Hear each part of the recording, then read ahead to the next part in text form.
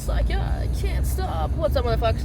I was just making a video about amphetamines, and previously did one about caffeine, and then like 10 years ago, blah, blah, blah. So I'm just kind of in the mood to talk. So this is going to be something to the effect of like, I don't know, therapists are stupid, I don't know. So basically, I saw a bunch of different therapists when I was younger, and they put me on a bunch of medicines. And then I remember when I was like 17, 18, 19, I had to see a psychiatrist to get SSI, and they gave me medicines. And I remember at the time I was taking Adderall, Concerta, I think they gave me Xanax. So it's funny, like, pharmaceutically, how does it make sense to give someone a stimulant such as Concerta or straight up Ritalin, and then also give them Xanax for their anxiety? Like, you don't think they're similarly fucking, related? Like, I don't know, it just didn't make sense. So they had me on the Ritalin and Xanax, and then they put me on another medicine. I forgot what it was called, but it didn't work because, it was an antidepressant, and they had me on a mood stabilizer, and none of it just worked. I was just all fuzzy. And I mean, for some people, like, I've heard the Rock MBA, which is another YouTube channel, or the Punk Rock MBA, he talks about it being on antidepressants, and it works for him, and that's fucking awesome, I wish I had, like, my own little fucking cocktail that would make life brighter and cheerier in the morning, but, I mean, life doesn't work like that, I just kind of wake up and try to deal with my fucking arthritis at being fucking 26, and my back pain and shit. So, anyway, I'm drifting off physically and literally, whatever. I can't fucking talk. Say hi, Chew. Can you talk for me? They're like, no, we're sleeping, ho. Coming into copper.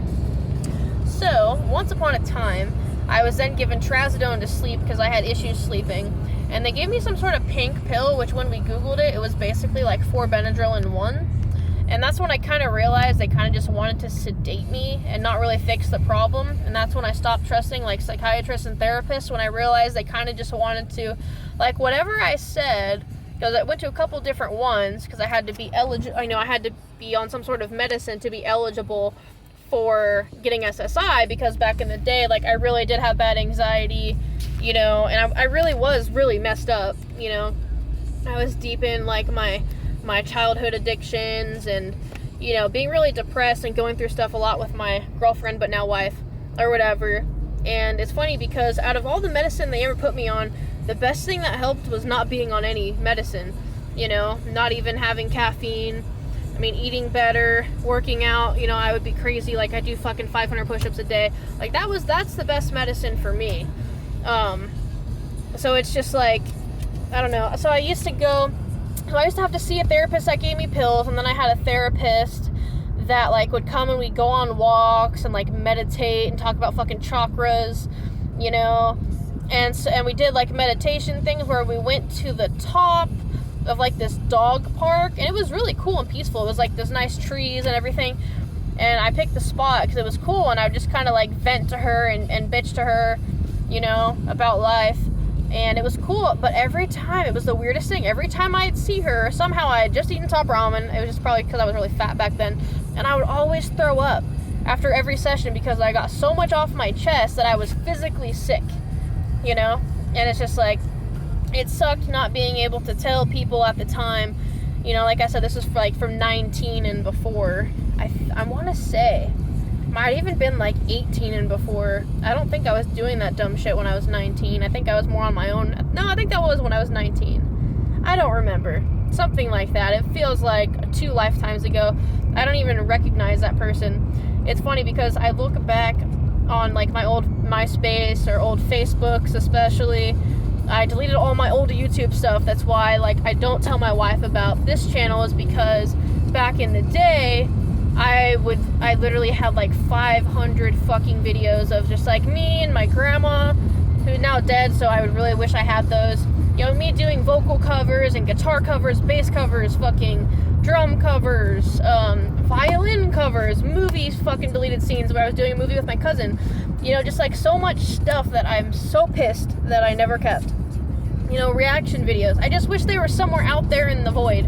It was XXX Nemo with 3 E's obscene. 666 XXX. You cannot tell me that is not the most emo as fucking bullshit you've ever heard.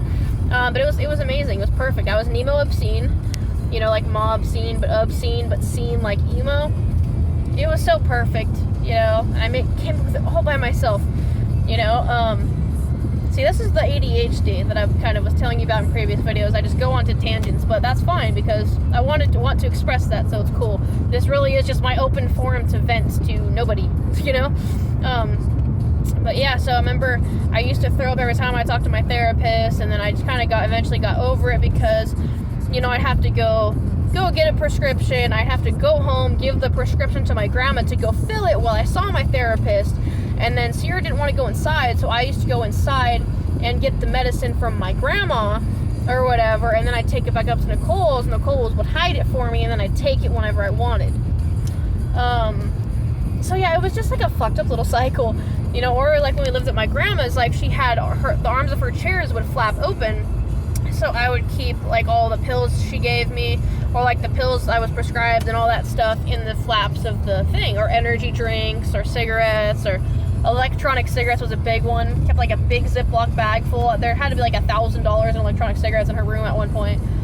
So it was bad. It just like when you reach a certain point that nothing makes you happy or nothing gets you like high or nothing gets you out of your head or you get happy. I think that's like the worst. Like my mom. I think it's my mom that always says pill heads are the worst because they'll do anything. So it's good that I broke that, especially early on.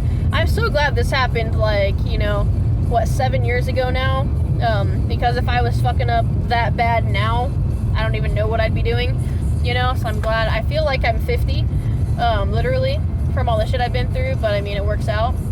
But so my relation to medicines is if you have a physical pain or need that you need something for, that specifically is for that, and you can responsibly, drive your car, take care of your pets, have a good relationship, be a genuinely nice person, etc., and you're not hurting anybody, and you're not super hurting yourself, that one's optional because that's your personal choice, but as long as all that kind of stuff is whatever, then it's do you, Like my grandma, she used to take like a bunch of painkillers to get by, but she also had Lyme disease, Parkinson's, arthritis, carpal tunnel, tendonitis. Like, I understand, I'm fucking getting arthritis and I'm 26, she was 60 something, so I get it. But basically my end thought that I want to end on is if you don't have to take a medicine, don't take it. If you take a medicine, try not to get addicted to it. And yeah, I saw my wife and I wasn't expecting to, so I got surprised. So yeah, I totally lost my train of thought. But yeah, don't do drugs because it doesn't end well.